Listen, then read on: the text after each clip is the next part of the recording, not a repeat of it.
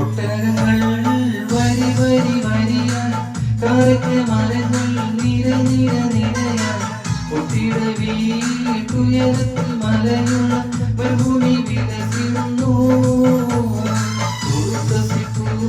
മരത്തിന്റെ കരികളും ചെറുതന കിളികളും ചുടുകാറ്റിനൊലികളും ഇടയ്ക്കിടയ്ക്ക് കച്ചവട സംഘങ്ങൾ പോകുന്ന പാതകളും